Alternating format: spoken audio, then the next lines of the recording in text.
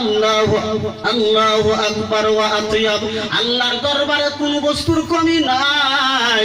কোন সন্তান যদি মহব্বতের নজর দিয়া যদি মা বাবার চেহারা দেখে যদি 112 যদি তাকায়, তার আমল নামায় 100 হাজারের সওয়াব আল্লাহ দিয়ে দিবেন। কোন সুবহানাল্লাহ। চিন্তা করছেন মা বাবা কেমন জিনিস? প্যারে মুসলমান, আমরা যারা মা বাবাকে চিনি না, মনে করবেন নিজের কপালে নিজে কোরাল মারতেছি। মা বাবা ছিল হযরত ওয়াইস আল কারনী রাদিয়াল্লাহু তাআলা আনহু। যেই নবীর চেহারা দর্শন করলে ব্যক্তির উপরে জাহান্নামের আগুন হারাম হয়ে যায়। কিন্তু ওয়াইস কারনী রাদিয়াল্লাহু তাআলা আনহু আমার নবীজির জামানা পাওয়ার পরেও আল্লাহ রাসূলের সাথে একদিনও দেখা করেন নাই। যদিও একদিন গিয়েছিলেন, নবীজির সাথে দেখা হয় নাই। ওগো ওয়াইস কারনী, আপনার এমন কি অসুবিধা ছিল? আপনি কি জানেন না নবীজির চেহারা দেখলে তার উপরে জাহান্নামের আগুন হারাম হয়ে যায়? ঈমানের সাথে ঈমান নিয়ে যদি নবীজির চেহারা দর্শন করা যায়, তার উপরে জাহান্নামের আগুন হারাম হয়ে যায়। ওয়াজ করুন, আপনি কি জানেন না? কই অবশ্যই আমি জানি জানি জানি। তাহলে আপনি নবীজির সাথে কেন দেখা করলেন না? ওয়াইস আল কারনী বলবে, ওরে নবীজির পাগল, আমি কেন নবীজির সাথে দেখা করতে যাই নাই? তার কারণ জানতে চাও? তাহলে শুনে নাও। তার কারণ হলো আমার জনম দুঃখিনী মা। আমার মা বড় অসুস্থ ছিল, আমার মা বেমারি অবস্থায় ছিল, আমার মা বড় সুস্থ ছিল। আমার মাকে রেখে যদি আমি রাসূলের দরবারে যদি চলে যাই আর রাসূলের সাথে যদি দেখা করি, আমার মার যদি কিবা কিছু হয়ে যায়, আমি ওয়াইস আল কারনী কিয়ামতের দিন আল্লাহর দরবারে জবাব দিতে পারবো না। সুবহানাল্লাহ। চিন্তা করছেন? আর আমরা কেমন মুসলমান হইলাম? কত যুবক আছে মা বাবাকে আঘাত দিয়া কথা বলে, ধমক দিয়া কথা বলে। প্যারে মুসলমান, আপনাদেরকে অনুরোধ করে বলে যাই, এই মা বাবাকে কোনোদিন ধমক দিবেন না। জিনাদের মা নাই, জিনাদের বাবা নাই, তাদেরকে জিগান মা বাবা কেমন একটা অমূল্য সম্পদ। জিনাদের আছে তিনারাও জানবেন। এই মা বাবার খেদমত করার চেষ্টা করবেন। শুধু এতটুকুই না, একবার দুরূদ শরীফ আল্লাহুম্মা সাল্লি আলা সাইয়্যিদিনা মাওলানা মুহাম্মদ ওয়া আলা আলি সাইয়্যিদিনা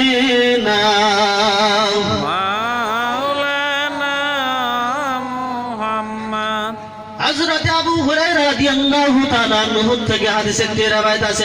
হযরত আবু হুরায়রা বলেন, সাহাবায়ে কেরামদের মাধ্যমে নবীজি একবার বলতেছেন, সেই ব্যক্তি ধ্বংস হয়ে যাক, ওই ব্যক্তি ধ্বংস হয়ে যাক, ওই ব্যক্তি ধ্বংস হয়ে যাক।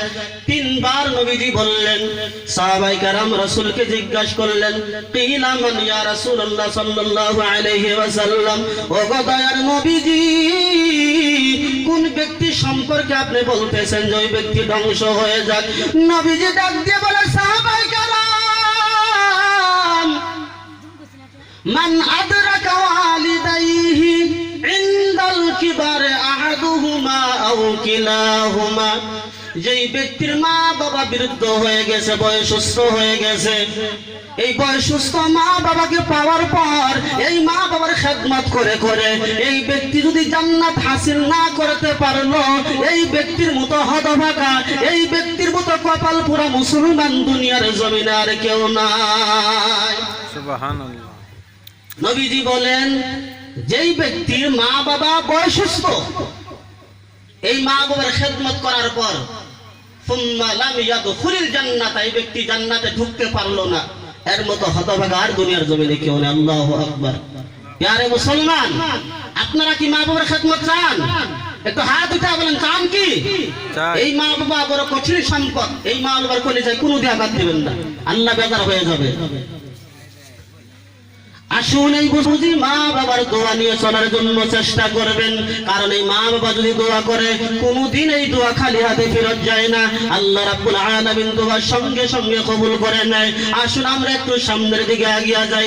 হযরত মূসা আলাইহিস সালামের জীবন জীবনীতে পাওয়া যায় মুসা আলাইহিস সালাতু ওয়াস সালাম একবার একটা লম্বা সফরে বের হয়েছিলেন।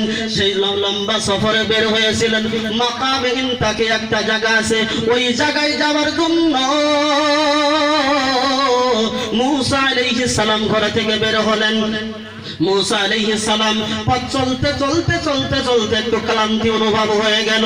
মুসা আলাইহিস সালাম বসে গেলেন।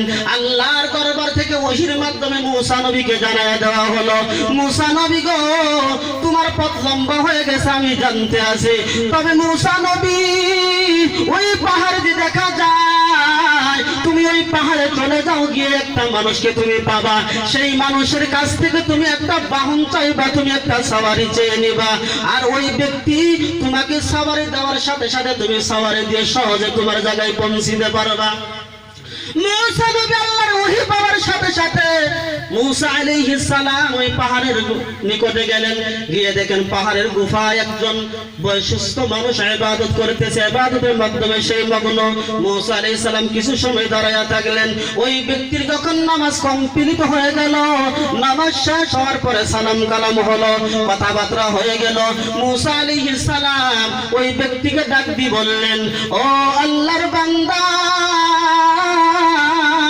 আমি একটা লম্বা সফরে বের হয়েছি, আমি পথ চলতে চলতে আমি ক্লান্তিত অবস্থায় হয়ে গেছি, ও আল্লাহর বান্দা তুমি কি আমার সাহায্য করতে পারবে? বলে আমি কি সাহায্য করব? বলে তুমি আমাকে একটা সাওয়ারি দাও, আমি যেন সহজে ওই জায়গায় যাইতে পারি। এই কথা শোনার সাথে সাথে ওই বয়স্ক মানুষটা আকাশের দিকে একটু তাকাইলেন, তাকায়া দেখে মেঘ দেখা যায়। মেঘ চিনেন তো আপনারা? হ্যাঁ, ম্যাক্সিনে একটা মেঘের টুকরা দেখা যায়। এই ব্যক্তি ওই মেঘকে ডাক দি বলে, ও মেঘের টুকরা, তুমি আল্লাহর হুকুমে তুমি নিচে চলে আসো, আর মুসা নবীকে তুমি তোমার পৃষ্ঠে উঠাইয়া মুসা আলাইহিস সালামকে তার জায়গায় তুমি পৌঁছায় দাও। সুবহানাল্লাহ, সুবহানাল্লাহ। হযরত মুসা আলাইহিস সালাম বলেন, আমি দেখলাম এই ব্যক্তি ইশারা দেওয়ার সাথে সাথে আসমান থেকে সেই মেঘের টুকরাটি জমিনে নেমে আসলো, আমি তার উপরে সাওয়ার হয়ে আমার জায়গায় পৌঁছে গেলাম। কিন্তু আমার আশ্চর্য হলো, আমি আশ্চর্য হয়ে গেলাম, ব্যাপারটাকে আমি বুঝলাম না, এটা কেমন আল্লাহর বান্দা, জমিনে থেকে যেই বান্দা আকাশের দিকে নজর করে মেঘকে ডাক দেওয়ার সাথে সাথে মেঘের টুকরা জমিনে নেমে আসে, এটা কেমন আবার আল্লাহর বান্দা?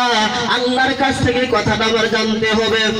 মুসা আলাইহিস সালাম আল্লাহর কাছে ফরিয়াদ করা শুরু করে দিলেন, ওগো দয়ার মালিক, আমি জানতে চাই সেই ব্যক্তি কোন আমল করেছে, এমন কি আমল করেছে আল্লাহ, যে আমলের বিনিময়ে তুমি তাকে এমন ভাবে কবুল করে নিয়েছো, এমন ভাবে কবুল করে নিয়েছো আল্লাহ, দুনিয়ার জমিন থেকে সেই ব্যক্তি মেঘকে ডাক দিলে মেঘ জমিনে নেমে আসে।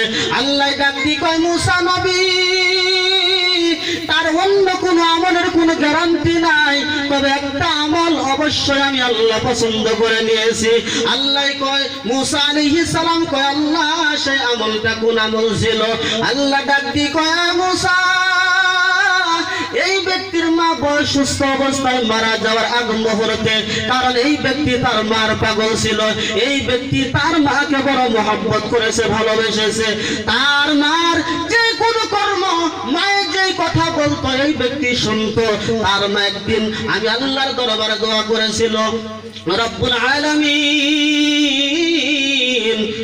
আমার সন্তানকে আমি যা বলি তা শুনে, আল্লাহ তুমি আমার সন্তানকেও এমন বানিয়ে দাও, আমার সন্তান তোমার দরবারে যা চাবে আল্লাহ তুমি কোনোদিনও খালি হাতে ফিরাবে না, আমার সন্তানের দোয়া তুমি কবুল করে নিয়ে নেবা। মুসা নবী ওই দিন থেকে আমি আল্লাহ তাবারাকা ওয়া তাআলা এই ব্যক্তি যেই দোয়া করে, কারণ মায়ে দোয়া করেছে, তার মার দোয়া কবুল করে নিয়ে আমি আল্লাহ তাআলা এই ব্যক্তিকে এতটুকু মর্যাদা দান করছি। কোন সুবহানাল্লাহ। সুবহানাল্লাহ। মায়ের দোয়ার দরকার আমাদের আছে না নাই? আছে। একটু আওয়াজ দিবেন, আছে না নাই? আছে। বাইজিদ মুস্তামি রহমাতুল্লাহ আলাইহি মার দোয়া এত বড় ওলি হয়ে গেছেন। বাইজিদ মুস্তামি যদি মার দোয়া এত বড় ওলি হয়ে যাইতে পারে, প্রিয় ভাই জানেরা, আমাদের কি মা বাবার দোয়া যদি পাই, আমাদের দোয়া কি আল্লাহ তাআলা কবুল করবে না? দুরূদ আল্লাহুম্মা